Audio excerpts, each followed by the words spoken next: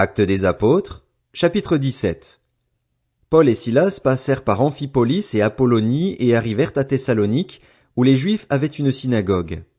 Paul y entra, conformément à son habitude. Pendant 3 sabbats, il discuta avec eux à partir des Écritures en expliquant et démontrant que le Messie devait souffrir et ressusciter. Ce Jésus que je vous annonce, disait-il, c'est lui qui est le Messie. Quelques-uns d'entre eux furent convaincus et se joignirent à Paul et à Silas, ainsi qu'un grand nombre de non-juifs qui craignaient Dieu et beaucoup de femmes importantes. Cependant, les Juifs restés incrédules prirent avec eux quelques vauriens qui traînaient sur les places, provoquèrent des attroupements et semèrent ainsi le trouble dans la ville. Puis ils se rendirent à la maison de Jason et cherchèrent Paul et Silas pour les amener vers le peuple.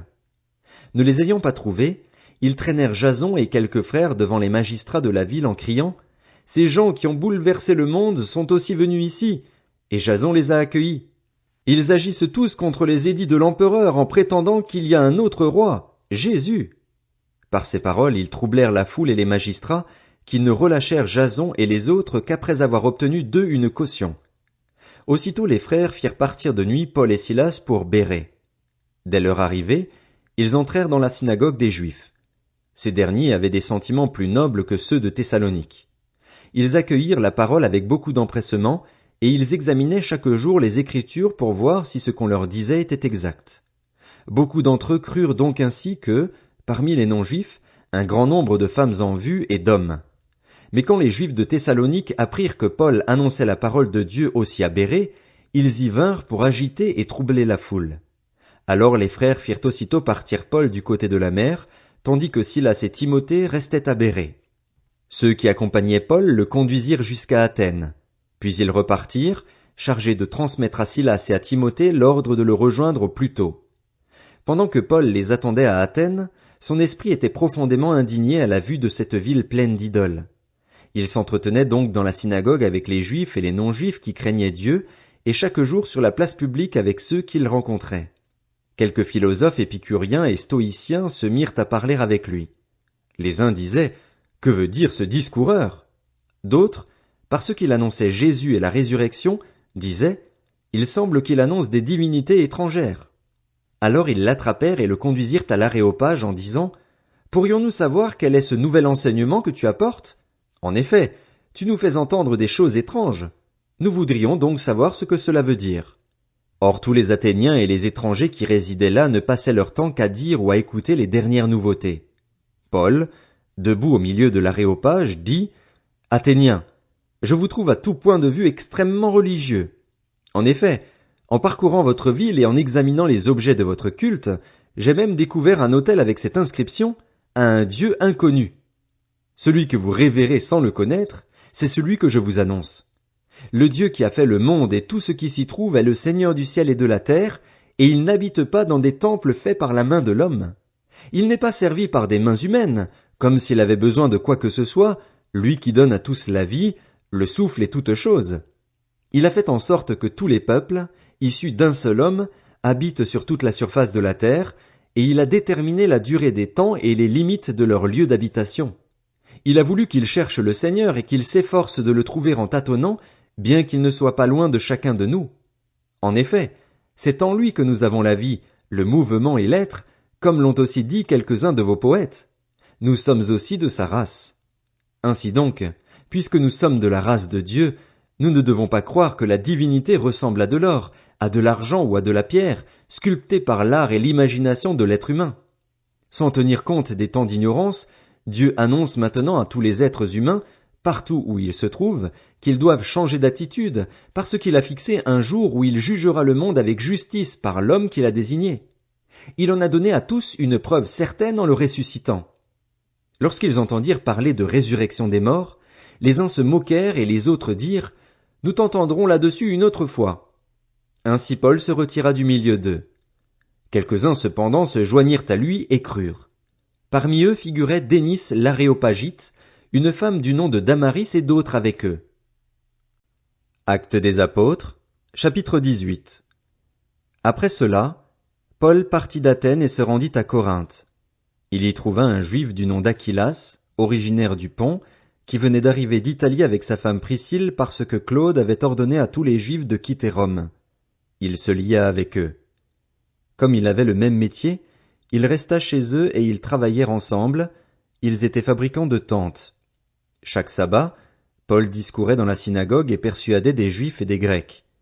Quand Silas et Timothée arrivèrent de la Macédoine, pressés par l'Esprit, il attestait aux Juifs que Jésus est le Messie. Mais comme ils s'opposaient à lui et l'insultaient, Paul secoua ses vêtements et leur dit « Que votre sang retombe sur votre tête. J'en suis pur. Dès maintenant, j'irai vers les non-juifs. » Il sortit de là et se rendit chez un dénommé Titius, Justus, un homme qui craignait Dieu et dont la maison était contiguë à la synagogue. Cependant Crispus, le chef de la synagogue, crut au Seigneur, ainsi que toute sa famille. Beaucoup de Corinthiens écoutèrent Paul. Ils crurent aussi et furent baptisés. Le Seigneur dit à Paul dans une vision pendant la nuit, « N'aie pas peur, mais parle et ne te tais pas, car je suis moi-même avec toi et personne ne s'attaquera à toi pour te faire du mal. En effet, j'ai un peuple nombreux dans cette ville. » Il s'établit là 1 an et 6 mois, enseignant la parole de Dieu parmi les Corinthiens. Pendant que Gallion était gouverneur de l'Achaïe, les Juifs se soulevèrent d'un commun accord contre Paul et le conduisirent devant le tribunal en disant « Cet homme incite les gens à servir Dieu d'une manière contraire à la loi. » Paul allait ouvrir la bouche lorsque Gallion dit aux Juifs « S'il s'agissait d'une injustice ou d'une mauvaise action, je vous écouterais comme il convient, Juifs.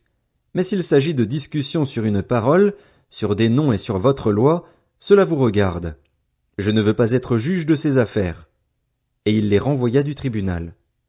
Alors tous les Grecs s'emparèrent de Sosthène, le chef de la synagogue, et le frappèrent devant le tribunal sans que Gallion ne s'en soucie. Paul resta encore assez longtemps à Corinthe. Ensuite il prit congé des frères et sœurs et embarqua pour la Syrie avec Priscille et Aquilas. Il s'était fait raser la tête à Sanchré, car il avait fait un vœu. Ils arrivèrent à Éphèse où Paul laissa ses compagnons. Lui-même entra dans la synagogue et s'entretint avec les Juifs, qui lui demandèrent de prolonger son séjour chez eux. Mais il refusa et prit congé d'eux en disant « Il faut absolument que je célèbre la fête prochaine à Jérusalem. Je reviendrai vers vous, si Dieu le veut. » Et il partit d'Éphèse en bateau. Il débarqua à Césarée et monta à Jérusalem pour saluer l'Église, puis il descendit à Antioche. Après avoir passé quelque temps à Antioche, Paul se mit en route et parcourut successivement la Galatie et la Phrygie en fortifiant tous les disciples. Un Juif originaire d'Alexandrie du nom d'Apollos était arrivé à Éphèse. C'était un homme éloquent et versé dans les Écritures. Il était instruit quant à la voie du Seigneur et, plein de ferveur, il annonçait et enseignait avec exactitude ce qui concerne Jésus, bien que ne connaissant que le baptême de Jean. Il se mit à parler avec assurance dans la synagogue. Après l'avoir écouté, Aquilas et Priscille le prirent avec eux et lui exposèrent plus exactement la voie de Dieu. Comme il voulait aller en Achaïe, les frères l'y encouragèrent et écrivirent aux disciples de lui faire bon accueil. Dès son arrivée, il se rendit, par la grâce de Dieu, très utile aux croyants. En effet, il réfutait avec force les Juifs en public et il démontrait par les Écritures que Jésus est le Messie. Actes des Apôtres, chapitre 19. Pendant qu'Apollos était à Corinthe, Paul arriva à Éphèse après avoir traversé les hautes provinces de l'Asie. Il rencontra quelques disciples et leur dit « Avez-vous reçu le Saint-Esprit lorsque vous avez cru ?» Ils lui répondirent « Nous n'avons même pas entendu parler d'un Saint-Esprit. » Il demanda « Quel baptême avez-vous donc reçu ?» Ils répondirent « Le baptême de Jean. » Alors Paul dit « Jean a baptisé du baptême de repentance, en disant au peuple de croire en celui qui venait après lui, c'est-à-dire en Jésus le Messie. » Sur ces paroles, ils furent baptisés au nom du Seigneur Jésus. Lorsque Paul posa les mains sur eux, le Saint-Esprit vint sur eux et ils se mirent à parler en langue et à prophétiser. Il y avait une 12aine d'hommes en tout. Ensuite Paul entra dans la synagogue où il parla avec assurance. Pendant 3 mois, il discuta de ce qui concerne le royaume de Dieu et il s'efforça de persuader ceux qui l'écoutaient. Cependant, quelques-uns restaient endurcis et incrédules et disaient du mal de la voix du Seigneur devant la foule. Alors il les quitta, prit les disciples à part et enseigna chaque jour dans l'école d'un dénommé Tyrannus. Cela dura 2 ans, si bien que tous les habitants de l'Asie, juifs et non-juifs, entendirent la parole du Seigneur. Dieu faisait des miracles extraordinaires par l'intermédiaire de Paul, au point qu'on appliquait sur les malades des linges ou des mouchoirs qui avaient touché son corps. Les maladies les quittaient et les esprits mauvais sortaient d'eux. Quelques exorcistes juifs ambulants essayèrent de prononcer le nom du Seigneur Jésus sur ceux qui avaient des esprits mauvais. Ils disaient, « Nous vous conjurons par le Jésus que Paul prêche. » Ceux qui faisaient cela étaient 7 fils de Shkeva, un juif chef des prêtres. L'esprit mauvais leur répondit, « Je connais Jésus et je sais qui est Paul. Mais vous, qui êtes-vous » Alors l'homme qui avait l'esprit mauvais en lui se jeta sur eux, les maîtrisa tous et les maltraita de telle sorte qu'ils s'enfuirent de cette maison nus et blessés. Cela fut connu de tous les habitants d'Éphèse, juifs et non-juifs. La crainte s'empara de tous et on célébrait la grandeur du nom du Seigneur Jésus. Beaucoup de croyants venaient reconnaître publiquement ce qu'ils avaient fait. Un grand nombre de ceux qui avaient pratiqué la magie apportèrent leurs livres et les brûlèrent devant tout le monde. On en estima la valeur à 50 000 pièces d'argent. C'est ainsi que la parole du Seigneur se propageait et gagnait en puissance. Après ces événements, Paul forma le projet d'aller à Jérusalem en traversant la Macédoine et l'Achaïe. Quand j'y serai allé, disait-il, il faudra aussi que je me rende à Rome. Il envoya en Macédoine 2 de ses aides, Timothée et Éraste, et resta lui-même encore quelque temps en Asie. À cette époque, il se produisit un grand trouble au sujet de la voie du Seigneur. En effet, un orfèvre du nom de Démétrius fabriquait des temples d'Artémis en argent et procurait un gain considérable aux artisans. Il les rassembla avec ceux qui exerçaient une activité similaire et dit « Vous savez que notre prospérité dépend de cette industrie. Or, vous voyez et entendez dire que non seulement à Éphèse, mais dans presque toute l'Asie, ce Paul a persuadé et détourné une grande foule en disant que les dieux fabriqués par la main de l'homme ne sont pas des dieux.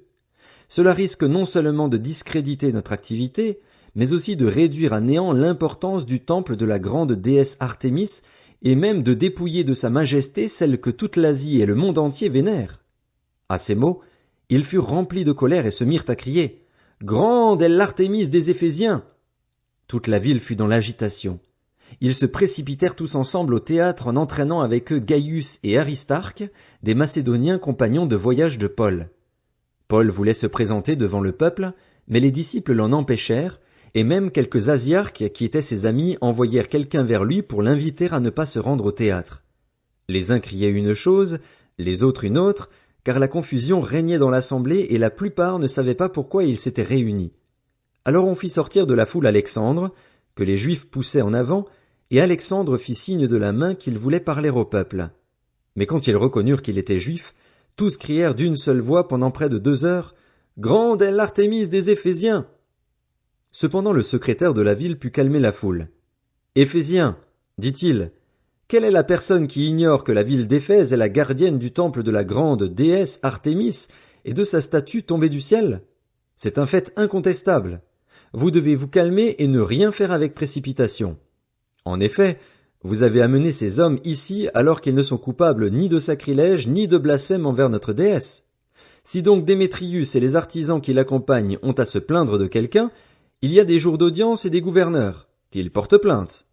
Et si vous avez d'autres réclamations, cela se réglera dans une assemblée légale. Nous risquons en effet d'être accusés de révolte pour ce qui s'est passé aujourd'hui, puisqu'il n'existe aucun motif qui nous permette de justifier cet attroupement. » Avec ces paroles, il congédia l'assemblée.